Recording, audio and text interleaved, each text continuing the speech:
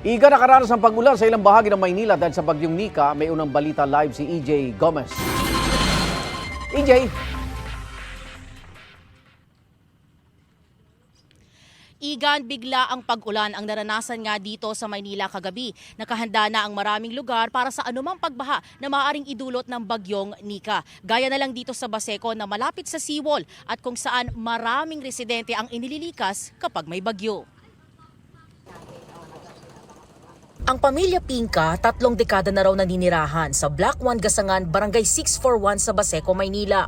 Sa tuwing may bagyo, sa evacuation center daw ang bagsak nila.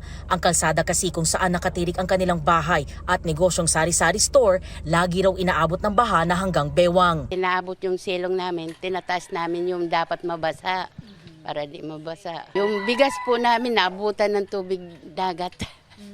Kaya na lugi kami. Ako po lumilikas doon sa kapatid ko. Natitira dito yung asawa ko. Kasi baka pag nakawan kami, yung pinaghirapan namin, wala na maiwan pagdating namin. Kagabi, mabilis lang ang naranasang ulan. Pero hanggang ngayon, hindi pa tuluyang humuhupa ang baha na gutter deep.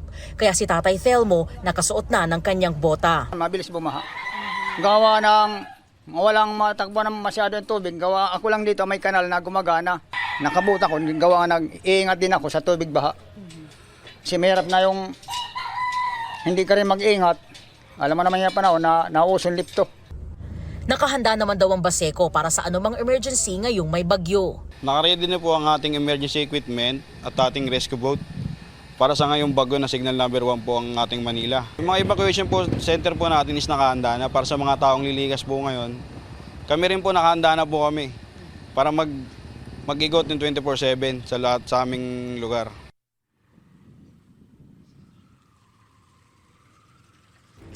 Iga, nandito tayo ngayon sa Baseco Port Area. Walang pag-uulan pero mula rito sa kinatatayuan ko sa may seawall, ito na yung level ng tubig. Ayon doon sa barangay, mabilis ang pagtaas ng tubig dito kapag malakas ang ulan. Kwento nga ng mga residente na nakausap natin na nakatira sa tapat mismo nitong seawall na ito, kapag may bagyo, talagang malakas ang hampas ng tubig dito sa seawall. Kaya naman, meron nang ang bahagi nitong seawall na ito ang tinataasan na ng lokal na pamahalaan.